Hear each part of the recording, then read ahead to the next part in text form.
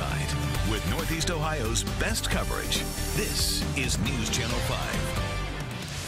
We begin with breaking news out of Cleveland. A 3-year-old boy is still missing and police need your help in finding him. Good evening, everyone. I'm Michael Baldwin in for Tracy. Police are searching for Emiliano Terry, seen here on your screen. He went missing around 5 o'clock this afternoon at Kossuth Park, which is located at the intersection of East 121st Street and Williams near Shaker Square. Police are on the scene, and that's where we join Stephanie Ramirez, who is live. And Stephanie, I understand that the canine dogs have picked up young boy's scent. Mike, that is correct. Right now, the search has expanded, and officers tell us those canines are now checking other rapid stations in the area because they did, in fact, pick up his scent here. We are at the park, Kossuth Park, by East 121st Street, Williams Avenue. This is where this all began at around 5 this afternoon. The mother of 3-year-old Emilio Terry told police that she was here with her children. She turned her back for a moment, and when she turned around, her 3-year-old toddler was gone. Now, police tell us the canines, or actually the mother, brought clothing from her home of Emilio's so that the canines could pick up that scent. And when they were searching the area here, about 5 police dogs, they did pick up that scent and tracked the 3-year-old walking from the park to the street level here. So they confirmed he was here. Earlier, we talked to a neighbor of the mother, neighbor of the family, and this is what she had to say. I can't even imagine that. It's something hard to deal with. Oh, I feel bad. I really do.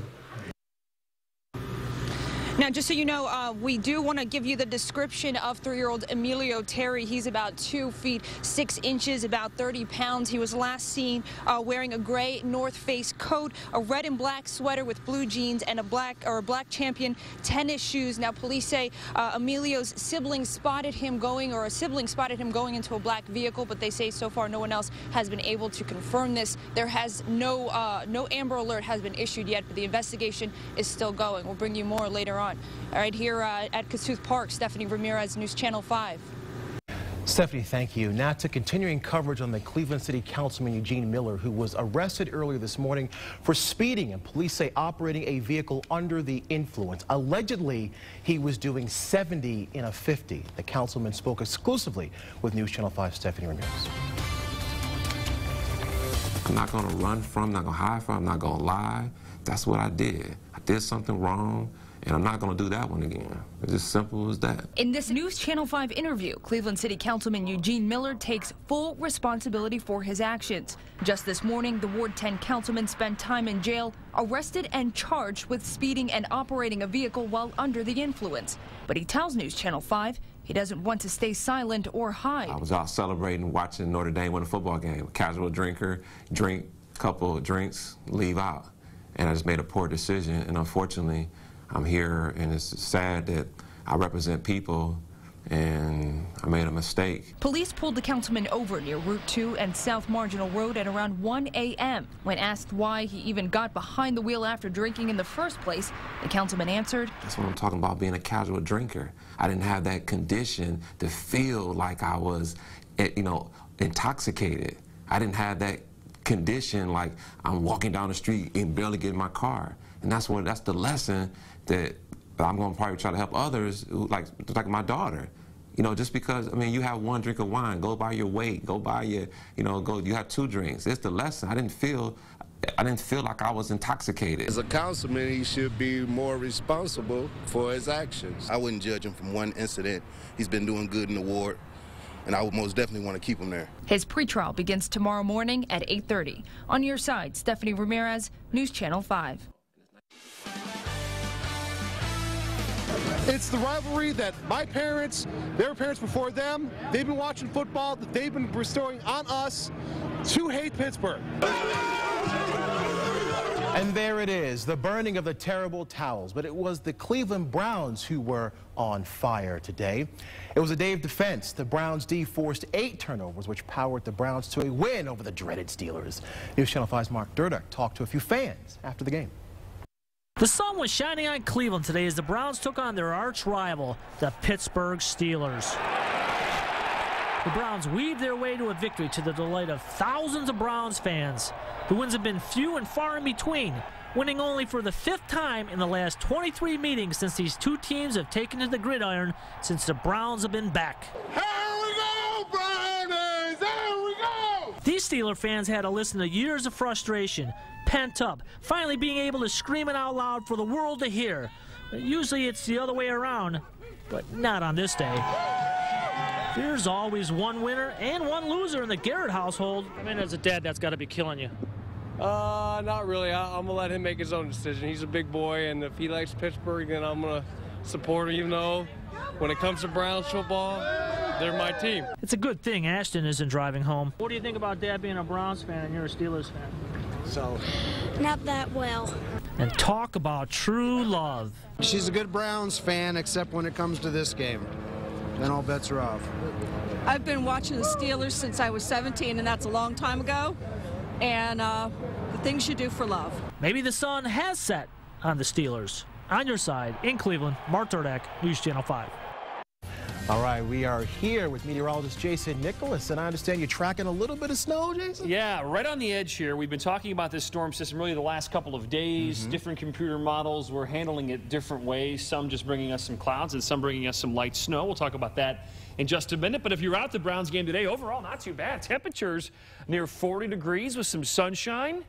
We can certainly accept that for the final home game in November. Temperatures right now are in the 30s. Notice a little bit of rain there through central Indiana. We're not going to worry about that at all. Current conditions, a few clouds across northeastern Ohio. Notice they're hugging the lakeshore, but no snow out there. A flurry here or there is possible. Look at how cold it is inland. 24 right now in Worcester, 26 in Akron where the skies are clear, 33 in Cleveland where we're under mainly cloudy skies. You can see here 38 Euclid, 34 North Royalton. Kids at the bus stop tomorrow morning heading back to school. Temperatures in the upper 20s and lower 30s, mainly cloudy skies, and it will be cold. We're going to track that snow. I'll let you know how close we're going to get, and if anybody across the News Channel 5 viewing area will get measurable snow over the next couple of days. Michael.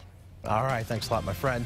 New at 11, the Ohio graduation test will be replaced with a nationally standardized college readiness test like the ACT. That's according to state education leaders. The change comes as Ohio leaders are concerned about the number of high school graduates who receive a diploma yet are academically unfit to enter college. The decision will scrap the OGT and substitute it with a tougher test, getting mixed reviews by students and parents. Cleveland's St. Casimir Church is celebrating another victory. It was one of the 11 Catholic churches ordered to close by Bishop Lennon in 2009, but reopened earlier this year. Today, a special mass of installation was held, naming Father Eric Orzik as its new pastor.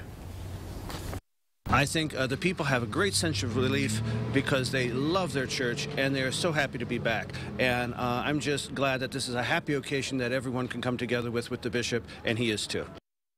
St. Casimir Church is located on Sawicki Avenue on Cleveland's east side. 420,000, that's the number of hunters expected in Ohio this deer hunting season. Hunting week begins tomorrow and runs through December 2nd. The rules are deers can be hunted with a muzzleloader handgun or a shotgun 1/2 hour before sunrise to sunset during the season. There's a mad dash today and tomorrow for what could be the last Hostess snack cakes. In Florida, people lined up early this morning to get their hands on the desserts like Twinkies and Ho-Hos. Some stores throughout the state are selling the treats for just 50 cents today and tomorrow. The sale comes after a judge approved the bankruptcy for Hostess last week. 300 people who worked at the Moretta Bread Company in Orlando have already been laid off, though those are just some of the 18,000 Hostess workers nationwide.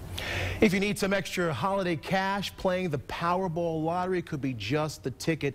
No one has won the latest jackpot, so that means the top prize is now $425 million.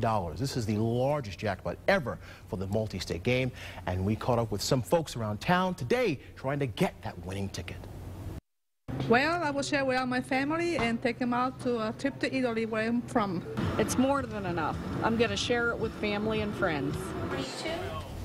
Powerball's largest payout to date was $365 million in 2006 to 8 co-workers at a Nebraska meatpacking plant. You still have time to buy your lucky ticket. The next drawing is Wednesday night. Apparently, full stomachs after Thanksgiving dinner put people in the mood for some real shopping. Customers flocked to stores on Thanksgiving Day to scoop up doorbuster deals. A record 247 million shoppers visited stores and websites in the post-Thanksgiving Black Friday weekend this year. The National Retail Federation says that 21 million more people than last year. Total spending over the four-day weekend reached just over $59 billion. New 11 Superstorm Sandy victims are still suffering a month after the storm. How they are coping with power and food during these cold days. And single-server coffee makers, we put them all to the test. What you should know before you brew. And a camel makes a run for it, like Yogi. He landed in a busy intersection. News Channel 5 at 11 is back in 90 seconds.